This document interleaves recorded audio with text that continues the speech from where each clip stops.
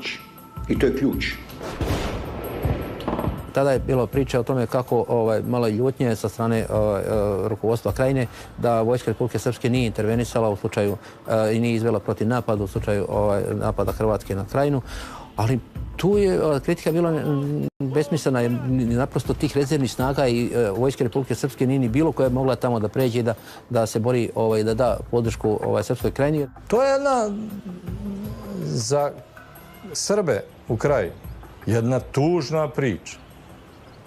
Ali potpuno realno. Rat je takav, mi smo tada izgubili i kraj priče. Gotovo da postoji konsenzus da je operacija Oluja broj 1 dovelo do potpune promjene situacije na terenu.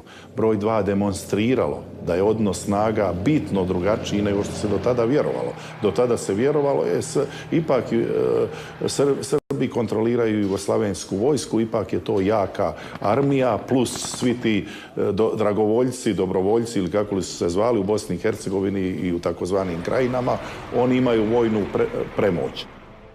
Zašto oni nisu reagirali? Vjerovatno više nisu imali snage. Bili su u rasulu. Očito nisu mogli. Ja sam rekao da u tim trenucima cjelokupna hrvatska vojska je bila vrlo jaka i moćna. I više nam ništa nije moglo stati na put. Stvarno niko nije vjerovao da to tako brzo može ići. Moram reći osim predsjednika države, pokojnog Tuđmana. Ali ću reći da je jedan visoki dužnosnik u jednom momentu razgovora rekao da sam ja bio na Tuđmanovom mjestu, sumnjam da bi donesao odluku da se ide u operaciju. To je bila strašna, hrabra odluka. The line that I remember Tudjman using with us is, I wasn't elected president of 75% of Croatia, and I don't intend to be the president of 75% of Croatia forever.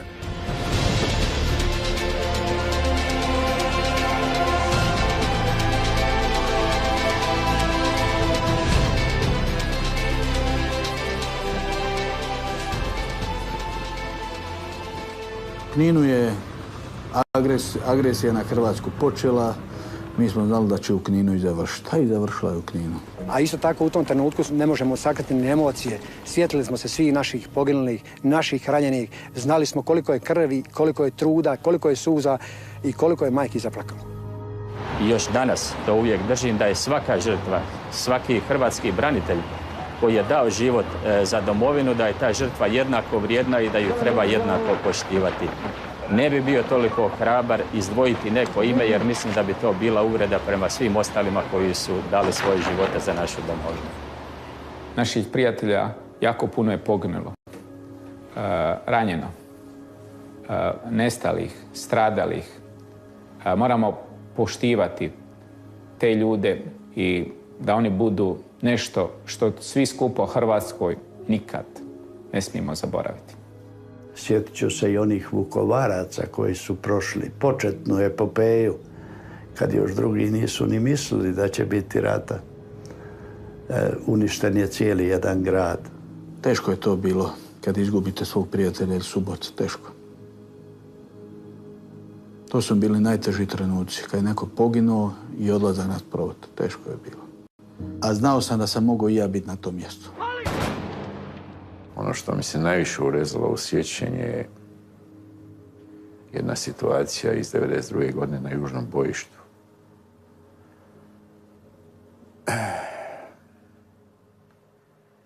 Kad je jedan zapovjednik voda bio ranjen na Čuki, kako smo ih tad popularno zvali, okružen s neprijateljem, a mi mu nismo mogli pomoći. On je imao vezu i s nama je komunicirao cijelo vrijeme dok nije ranjen umro. On je nas bodrio. Stvarno, veliki čovjek.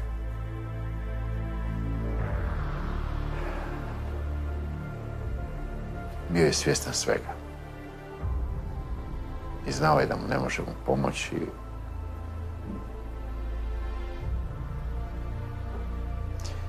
Ali eto, to je rat. Takve situacije su moguće samo u ratu.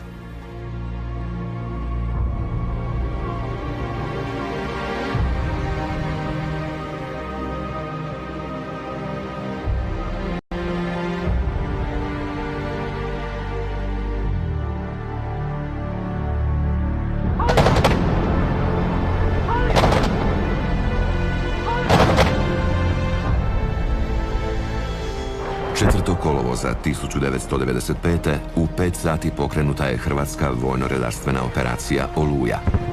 Za svega 72 sata oslobođen je teritorij koji su pobunjeni Srbi okupirali gotovo 4 godine.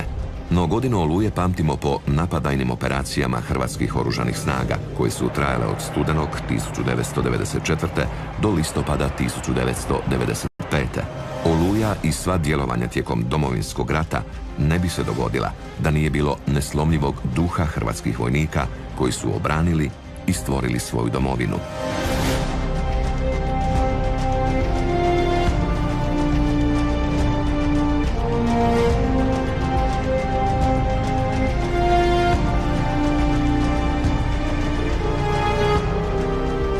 To su najzaslužniji ljudi, a ne da govorim u svoje ime, da govorim u ime takvih ljudi, takvih boraca, od Čakovca do Lipika, znate koliko, koji su neprimjetni, koji su čuda činili. Pozdrav Sisku! Lepo glavi! Ponavljimo! Moral je bio tako visok da su naši vojnici maltene trčali tamo gdje su trebali hodati. Izuzetna jedna inspiracija da se pobjedi, a posebno iz razloga što je dio naših vojnika su sačinjavale protjerani ljudi iz tih područja, domaći ljudi. Ovdje, kada govorimo o Oluji, toliko bilo jednog pozitivnog naboja, onog domoljubnog, da je to bilo nemjerljivo. I kada ste vi vidjeli te ljude koji toliko iščekuju da idu u borbu, da oslobađaju svoju domovinu, onda je bilo lako zapovijedati, jer to je jedan od ključnih faktora.